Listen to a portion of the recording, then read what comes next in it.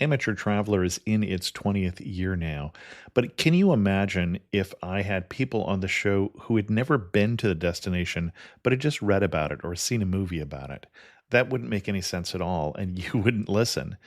We all know how important it is to receive advice from people who know a destination to get the most authentic local experience. And a great option for experiencing this is Explore Worldwide and their authentic small group adventures, led by local tour leaders, perfect for solo travelers who want to meet like minded people with a desire for adventure. I'm often an independent traveler, but two of my last three trips were with small group tours because they organize everything and it's a lot easier. If you want to recreate the tour I did to Malta, they have a Malta and Gozo Discovery Tour. I'm intrigued by one of their tours called A Taste of Sicily. The company again is Explore Worldwide, and visit exploreworldwide.com to learn more. And thanks to Explore Worldwide for sponsoring this episode of Amateur Traveler. The nights are long, the days are short, and the weather is chilly to downright cold, depending on where you are. It's a good time to slip into a Quince iconic Mongolian cashmere sweaters, which start at only $50. You can treat yourself to everyday luxury at an affordable price with Quince. If you really want to dive into luxury, you can check out their leather handbags, washable silk shirts, and European linen sheet sets. Whatever you're looking for at Quince, all the prices are 50 to 80% less than similar brands, and they do that by partnering directly with top factories and cutting out the middleman. They only work with factories that use safe, ethical, and responsible manufacturing processes. And of course, they use premium fabrics and finishes for that luxury feel in every piece. But you've already heard me rave about my Quince travel pants. Treat yourself this winter without the luxury price tag. Go to quince.com/traveler for 365-day returns plus free shipping on your order. That's QUINCE.com/traveler to get free shipping and 365-day returns. Quince.com/traveler. And thanks to Quince for sponsoring this episode of Amateur Traveler. Amateur Traveler, episode 84. Today, the Amateur Traveler talks to Scott and Cheryl from A Year in Europe podcast. I got my bags packed, I'm on a roll. I'm heading out there, and I'm ready to go. I'm looking real good in my passport photo. 15-hour flight, I don't think I'll ever be coming home. You know I love it. I got to see one more cathedral. I got to sit in one more cafe. I know that I should be heading home, but maybe not today. Welcome to the Amateur Traveler. I'm your host, Chris Christensen.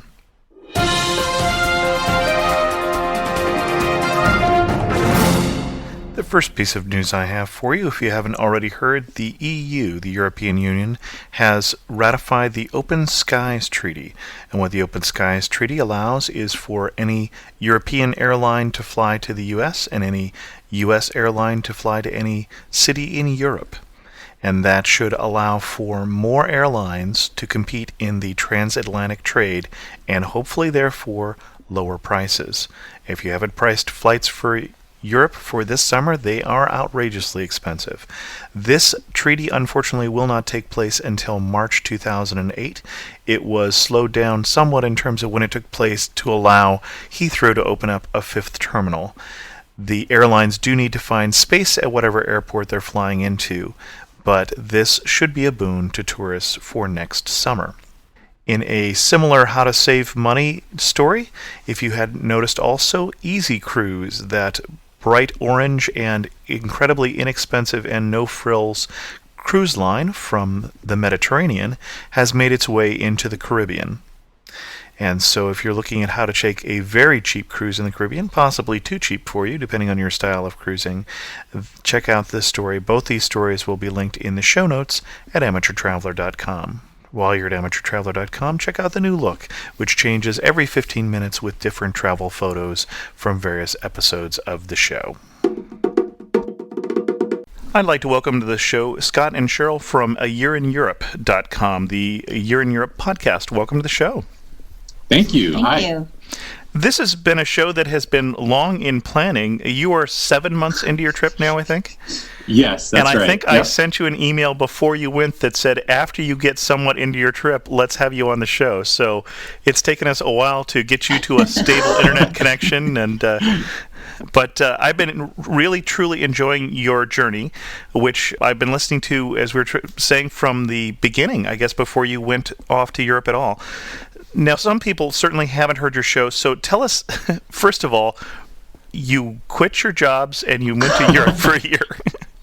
Yeah, basically, that sums it up. Yeah, we basically kind of came to a point where we thought, you know what, we want to maybe experience something other than kind of the daily grind, and decided to kind of get out of the rat race for a while. And we sold our home, we left our jobs, and we decided to roam around Europe for a year. So we have been enjoying it thoroughly. So far, so good. Yeah. Now, that's a fairly serious commitment to travel. Had you done a lot of travel before this? No, we really haven't. Internationally, we've both been to Mexico, we've been to the UK. Cheryl had been to Spain and Portugal before, but that's really it. We really weren't extensive, experienced travelers before. So yeah, I guess from that perspective. So I know, we should have thought. So there was some chance 3 weeks in you decide you really don't like travel that much.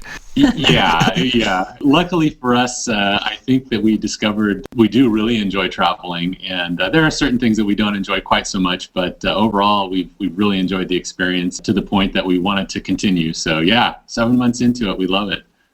Now, we'll talk about some of the highlights. Was there a point at which, though, you were thinking this was a really bad idea, maybe we should go home? Was there a low point where you weren't sure you're going to make the whole year? I don't think so, no. I think the holidays are always a little tough. Sure. You know, you start thinking about the fact that everyone's at home and Thanksgiving and those types of holidays, but never to the point where we wanted to turn back, though. Yeah, I agree.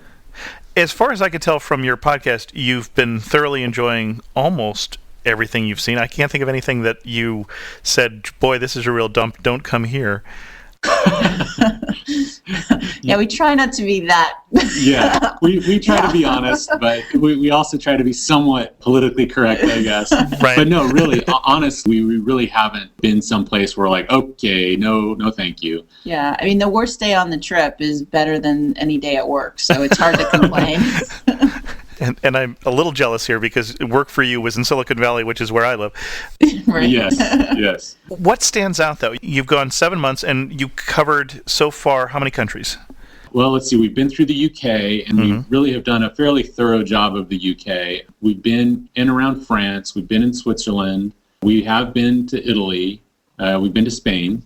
We're in France right now. We're in Avignon and getting ready at the end of this week to go back into Italy. So those are the countries we've been in so far. We'll probably add Austria, Germany, the Netherlands, Belgium to our list. And I think that will probably be the year. So, of course, we had very grand plans before we came, and we've gone through several versions of itineraries. Even though a year seems like a long time, and it is a long time, kind of the way that we did it, that's kind of the list that we'll end up with. So, well, one thing we should say for those people who haven't heard your podcast is you're not doing if this is Tuesday, this must be Belgium kind of trip. Exactly. Yeah. From the beginning, we wanted to try our best to stay for fairly good periods of time in each of the locations that we chose and try to live kind of as temporary locals. And so for the most part on our longer stays, we're renting apartments, in the local area, and we're really not trying to kind of do a blitz through Europe. And really, I don't think we could. I mean, from our stamina perspective. Yeah, it gets old. Constant travel will get old because you dragging your bag around and schlepping it on the train. And I mean, that's not the funnest part of the trip. So yeah, doing it judiciously is probably more our speed. Yeah. We really enjoy just kind of trying to live as the locals live, go to the local markets, and really just kind of do things that people in general like to do. And we also, of course, have to see the big sites, but there are really, only so many of those that you can see. And we just kind of like to play things low key, I guess. And of the places you've been so far, what really stands out? What are the sort of each of your top three, maybe? I would say Edinburgh. I really, really loved. I was surprised at what a beautiful city it was. Paris. And you seem Venice. less surprised by Paris and Venice. Yeah, that I'd heard about that. I read a book about it. So it wasn't as shocking that I would find it so amazing. And then again, as I was saying, Venice, I guess, would be the other wow city that you just gape the whole time you're there as you walk around. So those probably would be my top three. Mine, I think, are probably close, but since you've already picked all of them, well, of course, I have to pick Paris. I love Paris. And I was actually, I think, maybe somewhat surprised that I liked it as much as I did, but I'm a nut about Paris now. So I love Paris. Avignon is great. I love this area.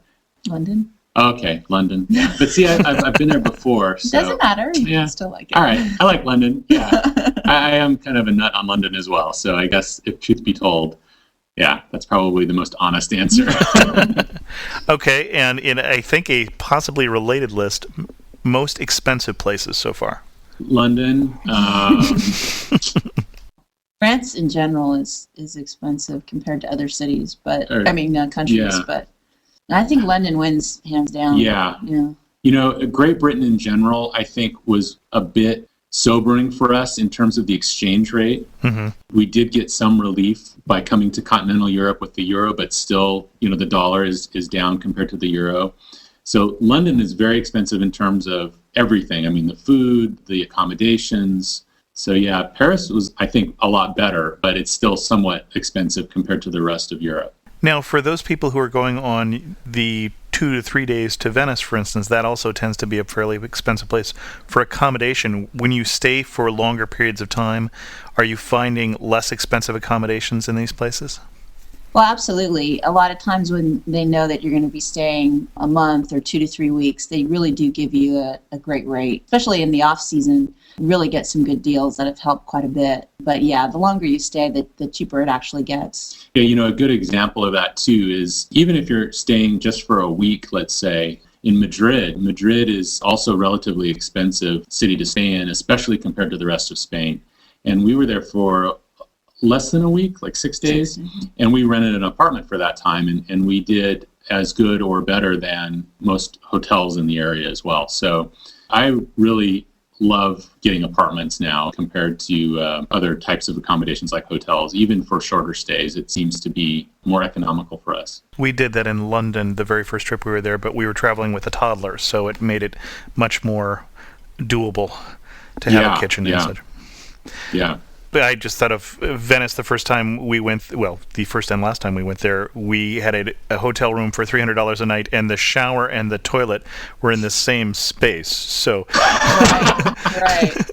Well, and it's so funny. They also, in these little tiny bathrooms, they'll shoehorn in a bidet as well. Oh, and sure. It's Well, like, you've got to all in of these France, things especially. cannot fit That's in this room. Yeah, it's really funny. And you see that a lot also in Britain, where obviously this room was not built with a toilet and a shower in it, and they shoehorn it into a little closet in the corner of the room. And yeah, it's pretty funny. Yeah. We had a hotel in Paris where you had to step up 18 inches into the shower. What's the oddest configuration you've seen in terms of this? Man, we have seen so many. Yeah. Well, Scott is 6'3", so he really has a tough time in these little bathrooms. Yeah, I'm 6'3" also. I can relate, Yeah. sir. Yes. Knees have been bruised. Yes. Heads have been hit.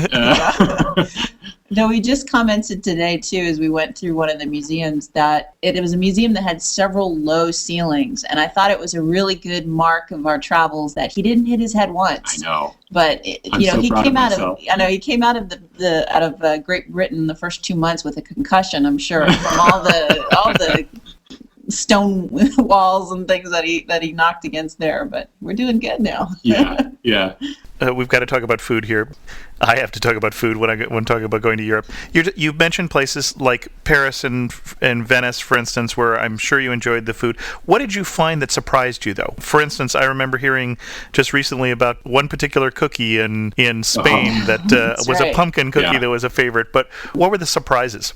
I think in general, Spain was a surprise because of the variety of food that you get and the cheapness of the food, the inexpensiveness of the food.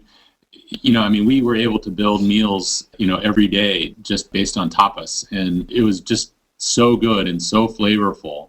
And the variety that you can get, it's just amazing. And we just hadn't been real educated about Spanish food. I mean, everybody knows about French food, and we're pasta nuts, so we were, knew more about Italian food. But Spanish food you don't hear about as much. And just now in the States, you're starting to see kind of tapas bars and those types of things, but it's not as familiar to us. So it was just such a treat to discover this whole range of foods that we had no idea about. Yeah. So that was wonderful. Yeah, it was great.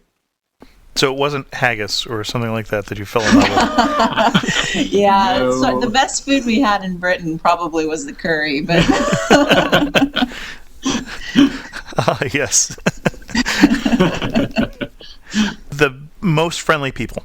You know what? wow. I'm going to have to say, I agree. I'm going to say it's the French. I will agree with that. We have had just wonderful experiences with the French. And it was surprising to us when we hit Paris because of all the stereotypes that, at least in the US, you kind of hear about, really Parisians specifically too. And everybody, I mean, I can only think of one incident where we had somebody that was just, It was just a snotty waiter. Yeah. I mean, it wasn't even Yeah. that traumatic. no, not at all.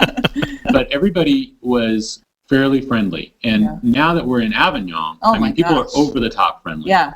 I think it was surprising to us, but it's been fantastic. I mean, everybody is just very friendly, very helpful, very interested. Well, it's marked here, though. I mean, we were at the museum today, and almost every security guard struck up a conversation with us Yeah. to make sure we looked at something, asked us where we were from. I mean, you usually never hear Yeah. anything from the security guards. Mm-hmm. People on the trains talking Yeah. to us, the baker, wanting to know how long we're Where we're here, where we're from, from, yeah. and just, wow, just Yeah. very friendly. Yeah. What I've heard from the French is that a lot of people judge France by Paris. Now, of course, you had a good experience in Paris, and that's kind of like judging the U.S. by New York. Exactly. Yeah, I think you're that's true. absolutely right. Yeah. What did you miss most from home? Wow. Mm. For me, I think it's probably just kind of an overall ease of doing things. You kind of know where you stand, Mhm. back home. You know where everything is, or kind of how things work. You know how to manipulate yourself through the supermarket very easily, and those kinds of things you kind of take for granted. And when you're here, every day is kind of challenging in one way or another. It's like, okay, we've got to get from point A to point B. All right, how are we going to do that? We're going to walk, or we can take the bus, especially for us because we don't have a car. We're going to go to the grocery store. All right, what's the word for such and such? How are we going to find it? And I think those kinds of things. And then also maybe sometimes you crave certain foods and things. Mexican food, probably for me, it has not hit Europe yet. So I know a Mexican no, restaurant in Madrid. It was bad, yes. but yeah. Well, we've had some facsimiles of Yes. Mexican food. and just in Istanbul, I had fajitas, Oh, very good. which Very was good. also very bad. I would say probably I took for granted so much just the space, your personal living space. Everything here just seems to be kind of smaller areas where people have to live. And that may just be where we end up finding ourselves. But that would probably be my thing as well. What Scott said is true, but just taking for granted your living space, because it is definitely a smaller area. Mhm. The first thing we noticed on our very first trip to Europe was how small the appliances were. So it wasn't Yes. just the place where we Yes. were. Other places Yeah. were smaller also. Yeah, the refrigerator, the Coke bottles, the milk, everything is kind of micro-sized. It's quite arresting to an American who's used to supersizing things and seeing Right. everything in the biggest form to see it micro like Yeah, that. it is funny how the fact that because the refrigerators are smaller, every product that fits in the refrigerator has been scaled down to fit.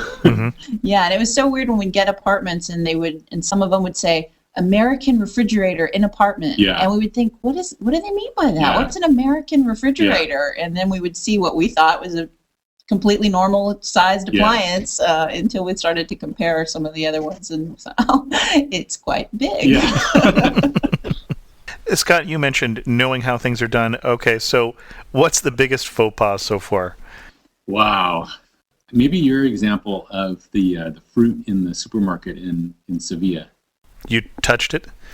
We touched the fruit. Yeah, that was shocking to realize that. But yeah, it's just kind of what we do now is we kind of do a little spy mission, and before we even do anything, we kind of just lay of the land. You know, we try to act cool and just kind of walk around and see what everybody else is doing. So we're trying to avoid similar episodes, but. Yeah, all the groceries across Europe are a little bit different in how they have you pack vegetables and fruit. Some of them you can just go up, like I'm used to, putting the fruit in a bag and going up to the checker. Some of them you have to allow a person who's designated in that area. Only that person can touch the vegetables and fruit. They say for hygiene reasons. I'm not sure what those hygiene reasons are. And then some of them you can take it up to somebody and he'll weigh it and put a sticker on it, and then you take it to the front. So it's just a matter of kind of sussing out which system has penetrated that particular supermarket. Yeah, it's very interesting. And in terms of supermarkets too, while we're on the subject, we talked at length early in our trip about the fact that in a lot of places, you have to have your own shopping bag or you have to pay for it. And It's really interesting here in Avignon and all through Spain, they give away shopping bags as much as we do in the US. It's fascinating when once you think that you have, okay, you know, I got to take my shopping bag to the grocery store. You kind of have that rule down. You go there and no, here's a pile of shopping bags for you, you know. I guess one of the questions I have, we asked about what you'd missed from home. What are you going to miss from Europe when you go home? I think one thing is public transportation. Coming from really California, where there is not a lot of public transportation on the scale that we see it here. We have really become addicted to public transportation and really see kind of the logic behind it and the usefulness of it. The bus systems in all of the places that we've been to are extensive and fast and cheap. A lot of the big cities have trams or metros, and of course, to crisscross the big distances between our destinations, we've been taking the train. I have to tell you, the high-speed trains here are, as you know, fantastic. And I can't imagine, unless you really need to be somewhere very quickly, why you would ever take an airplane in continental Europe. You know, it's just there's so much more legroom on a train, and it just seems so much more civilized to travel by train. So I don't know, we've really loved the high-speed trains, and I will miss that. I would say the pace, probably. The fact that almost every country we've been in has a 2-hour lunch. Spain, it was much more relaxed. Obviously, there was siesta time and there was approximations for opening and closings of stores and such, but there wasn't much bother about exactness so much. Yeah. You know, the fact that on Sundays, things are closed. Supermarkets are closed. Department stores are closed. People take that day and you're just meant to kind of, you know, spend it with your family or do whatever. But really a much more relaxed and easygoing lifestyle, seemingly. Obviously, I think some of that is probably falling away, unfortunately. But for the most part, I think that's what I'll kind of remember the most. What do you wish you had known before you went? Oh, man, so much. I guess maybe just little things. And, you know, I guess it's hard to say in terms of like some broad thing that we didn't know. It's just the little things, like how to buy your bus ticket in a specific area. You know, it just seems like we're constantly learning every place we go. Once we think we kind of have the system down and we change locations, it's like, oh, okay, we bought the bus ticket this way before, and now we have to go to an office and talk to somebody to get a bus ticket in this town. Right. You know? Or the tobacconist, or... Yes, right, exactly. Yeah, you got it. So it's kind of the little things, and they all kind of add up. But I don't think we really. No, I mean it's hard the way we've done it. We've gotten apartments online, and we do our best with research. But you know, sometimes you end up with an apartment that you wish, oh, I wish I'd got something on the other side of town. Yeah. You know, but you know, in the end, we just kind of look at it and go, it's a fine experience anyway. Yeah. So just kind of roll with it. Yeah. But you know, I think the most surprising thing overall is how well we've done. Yeah. And we can manage this whole thing. Nothing horrible has happened. We get occasional email questions. What is the worst thing that's happened, or what tragedy? Nothing. It's really quite easy. I mean, I know it sounds kind of like a big woolly adventure, but it's not as dangerous as I think people maybe imagine. It's quite easy to get from here to there, and people are very, for the most part, kind, and things go well, and nothing tragic, knock on wood, has seemed to happen. Now, in terms of language, I remember you saying that, Cheryl, I think you had high school Spanish. Yeah, I don't remember Spanish. Yeah, I don't remember what other languages you didn't have. Clearly, English. You probably didn't speak Scottish, but we got by in Scotland. You got by in Scotland, okay. No, we really have partial control over the English language, and that's about it. So, And we really have tried our best to, wherever we go, learn enough of the local language in terms of probably not much more than phrasebook Spanish or phrasebook French, but we do our best to learn that and use it as much as we can.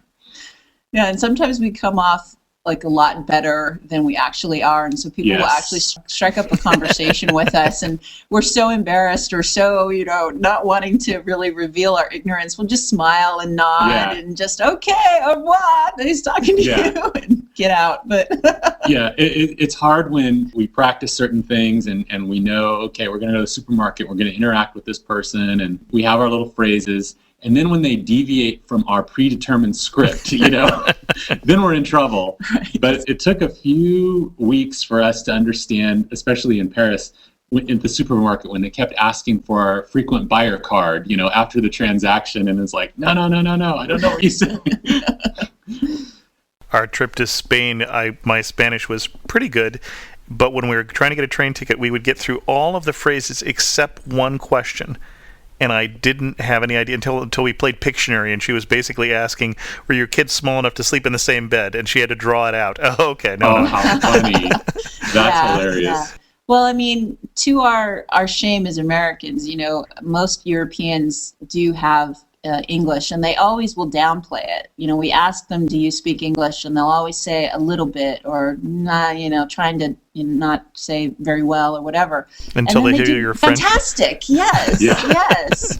Yes, exactly. And it's like, what do you mean you don't speak English? It's beautiful. It's great. What fantastic English. It is fascinating, though, to us. I think this is something that I appreciate now, is how little language you really do need to communicate somewhat effectively. And it kind of struck me yesterday. We were on a train and a gentleman sat down next to me, and we had a conversation for half an hour with my broken French and his broken English. And, we exchanged information about what we did for living and what we were doing on the train and where we were going and where we had been. A discussion on racial politics. Yeah. Really kind of in depth. I was really impressed. Yeah, and it was fascinating. And I walked away and I said, wow, that was an in-depth conversation. And he did not speak very good English, and I do not speak very good French. But we really learned a lot about each other, and that was really, really striking to me. Interesting. My wife, sometimes when she would understand something, she would think they weren't really speaking Spanish. For instance, in Barcelona, when the taxi driver looked around to where she was and said, mucho tráfico. Are you playing with me? That's right. Now you're just teasing, but... Yeah. Well, Barcelona was difficult because, they speak Catalan there. Yeah. And we were all geared up coming out of France, going into Spain, getting ready to speak Spanish, and there's this, hybrid language that caught us off guard, and that was fascinating too. Now, you've mentioned on your podcast sometimes about not wanting to accumulate too much stuff. How light did you pack for this? Well, we each have one smallish, medium-ish bag that we have our clothes and all of our earthly possessions basically in, and then kind of a day bag as well that we pack to the gills on our big travel days and then kind of decompress once we settle in at each destination. But yeah, we've really had to be mindful of that. We don't have a car to kind of pack rat things away in. We have had to play a shell game during our travels. We planned our trip according to the weather and tried to be in Spain during the coldest time of year. And we did have to kind of buy a few things for winter because we were in some pretty cold areas before that. But we do ship things back every now and then. But yeah, we really had to be mindful of not getting, souvenirs and keeping our limit to one bag each and those kinds of things. So it's tough, but on travel days, we appreciate the fact that we do stick to that. And anything besides chocolate you're going to pack the bags with before you come home? Oh, man, I don't know. Gosh, that's a great question. I think what we'll probably do is accumulate a few things and probably ship some small things back. The chocolate, I don't think would make it. We would consume it before we got home.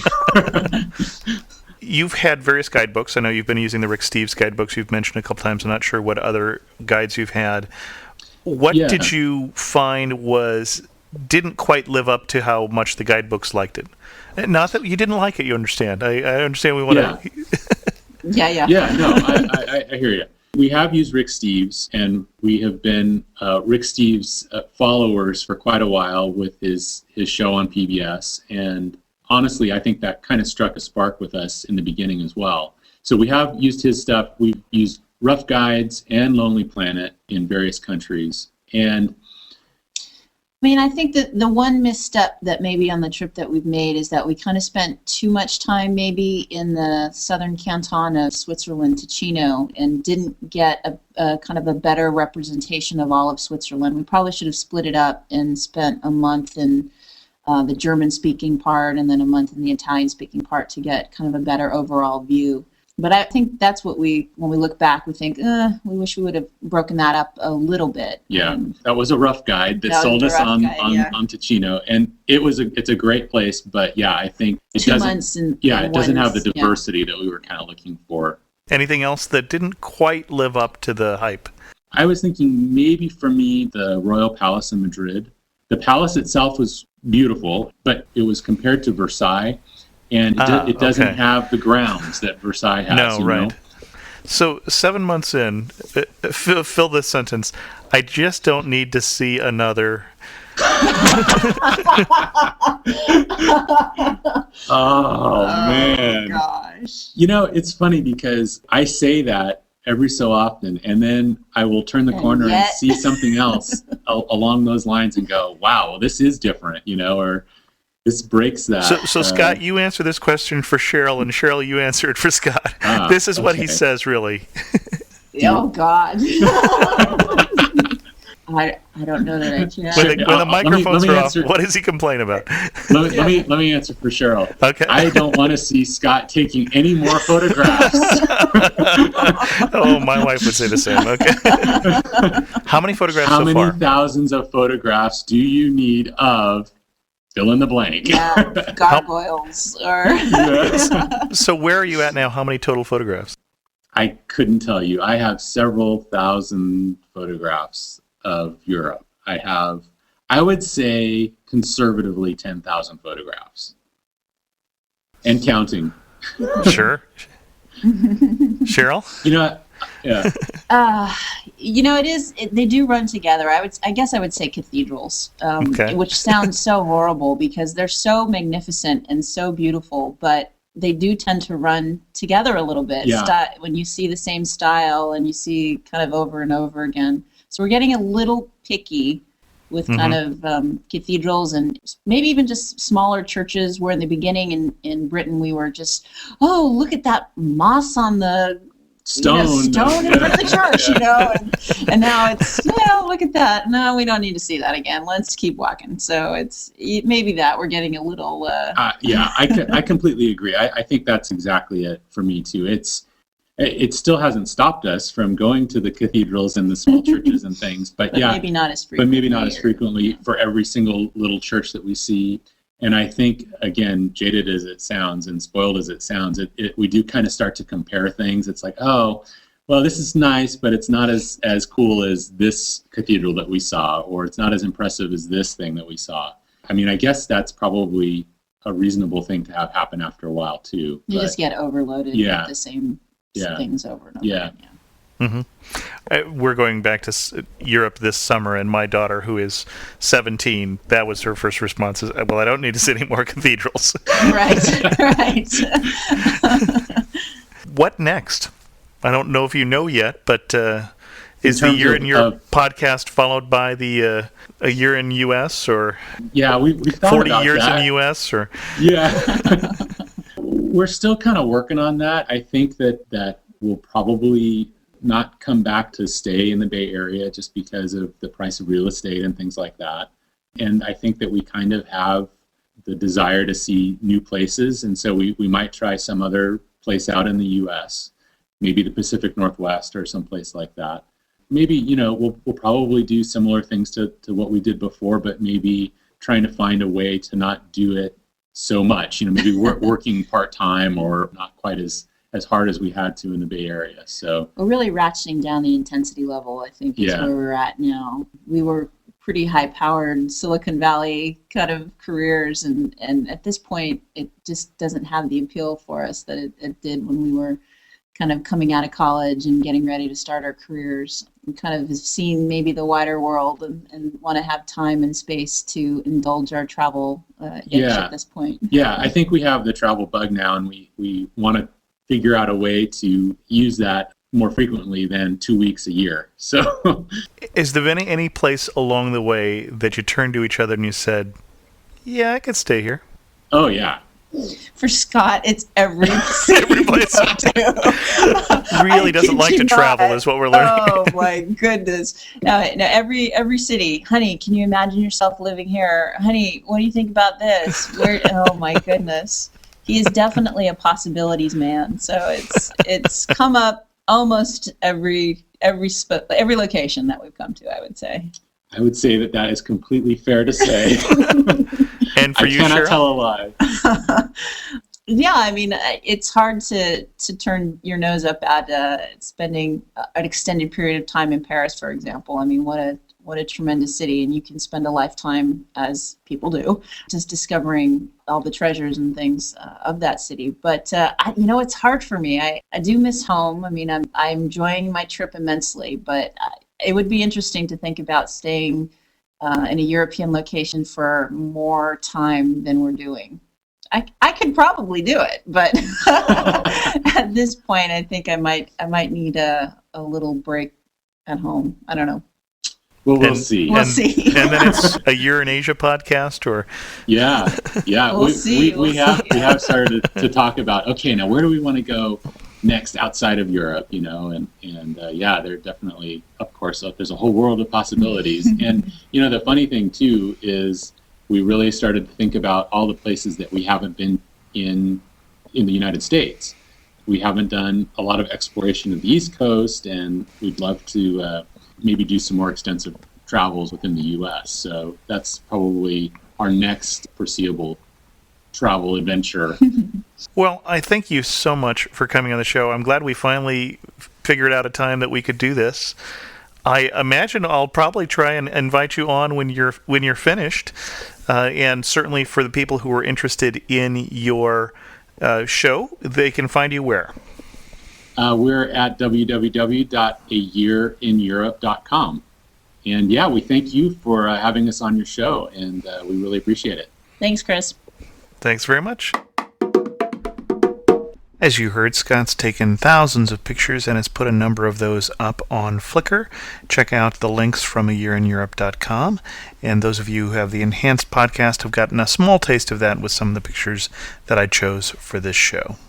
I have one internet resource that seems appropriate for today, and that is Rick Steves' Eurail Passes. He has a guide to 2007 Eurail Passes that covers how they work, how to plan your trip, including point-to-point ticket costs, choosing your rail pass from a number of different options, and how to use it. So check that out. I'll put links to that in the show notes at amateurtraveler.com.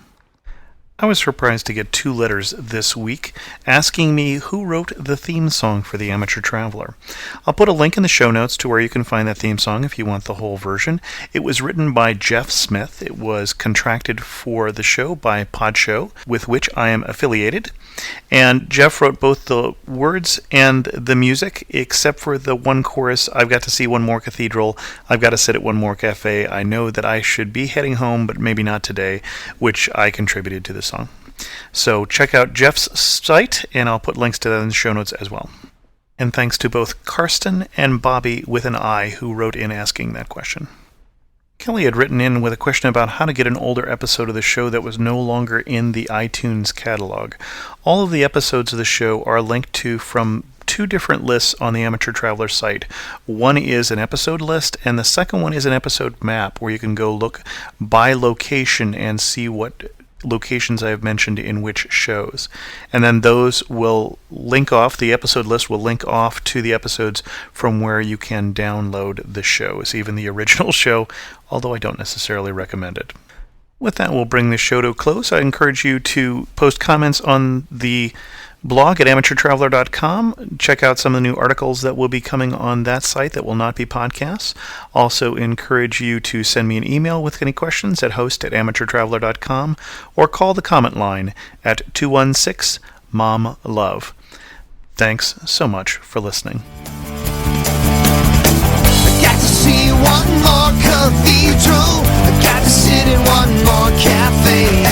I know that I should be heading home, but maybe not today.